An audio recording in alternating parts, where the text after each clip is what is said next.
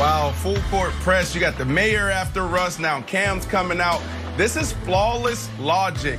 He's absolutely right. I love Dennis Allen in that defense. They always start off the season slow, and then they hit their stride at the midway point, and they go from one of the worst defenses statistically to one of the best and dominant. So I love that side of the ball. And then on the offensive side, I was one of the guys before the season, or maybe the only guy before the season, to say that the New Orleans Saints will probably win a division and get to the playoffs and implode. Why did I say that? Because Drew Brees, I love Drew Brees. We need to give him his flowers. He's great. He's one of the best to ever do it. Respect the man. But the last couple years, how you guys approach things on the offensive side has held this team back. It's too predictable. Teams know they're not going to take those shots. Teams know they can't really open it up. It's going to go to 41 and 13. That's their offense. If you insert a guy like this with his leadership and his ability to throw the ball all over the field and then also escape the pocket, I truly believe he would be the missing piece that they've been waiting for to get back to the Super Bowl. Excuse me, Nick. Brandon, I appreciate all that, but this is driving me crazy. Folks, this is not make-believe salary cap. It's a real thing. And I hate to be the Debbie Downer, but the Saints have as good of a chance of trading for Russell Wilson as the Lakers do of trading for Kevin Durant. It's 0%. We can't, this is talk radio. Hey, I got a question for you, Nick. Why don't the Chiefs go ahead and pick up Khalil Mack and Von Miller this offseason? I think it would both. It's impossible. It can't happen. Stop talking about it. It's Wilds. I'm mad Russ put him on the list because he should know it can't happen. There's no way to make this work. It's 0%. Ooh, that's a nice little buried take you had in there. If Russ wants more say in the personnel decisions, maybe you should pay more attention to cap rather than put the Saints on your list. Yeah. I went with 2022. Because I view this as Tom Brady's putting his house up for sale and then playing the full year, kind of unhappy. The season ends and he's like, we'll see what happens. You know, I'll talk to Mr. Kraft, a.k.a. I'm out of here.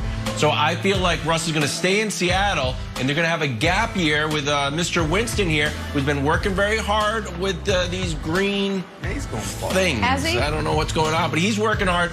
One gap year, Russ is going to not flame out, but it's going to get worse in Seattle. Then he can come clean up the cap. They call those things what do they call dummies. Mr. Clairvoyant, Kevin Wilds. I like it. Green things. Let's talk to Deshaun Watson. J.J. Watt talked about his former quarterback, said yesterday, quote, "The one thing I want for Deshaun is for him to be happy." Brandon, Deshaun would be happiest on the blank. The first one-way ticket out of Houston. That's the answer. It's that bad there. I threw this out there last week, but it's something I've been holding on to. This dude was uncomfortable in the building during the season. This guy, why did they bring in Josh McCown? They brought in Josh McCown so he can fill the void and stand in the gap between Deshaun Watson and coaching and the management and ownership. That's what they did. So this dude would be excited to get out of Houston. And I don't know if he really cares if it's the Miami Dolphins or if it's the Jets. I think he's just ready to go. Now, the best landing spot, I believe, like if he wants to go win right now, there's two spots that he can win right now. That's the Miami Dolphins, teams that are in the market, and potentially San Francisco 49ers. 49ers keep flirting with quarterbacks. That's my take. You gave me one way out of Houston.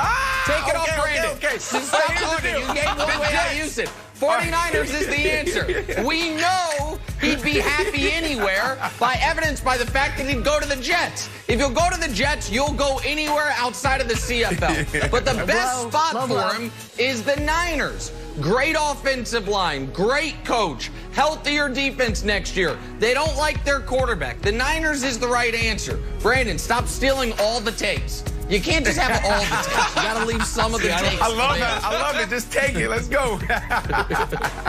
See, I like the Niners, too. Free up Jimmy G to come back to New England. I said Dolphins with an asterisk. Dolphins with an asterisk because the other sneaky big news, defensive captain Kyle Van Noy, who they just signed away from the Patriots last year, just released, up and released, cap casualty. COVID, the cap went down about $10 million. So Kyle Van Noy's released. So I thought that Deshaun could go hang out with Brian Flores, awesome coach, this is sort of the Tom Brady system, great defense.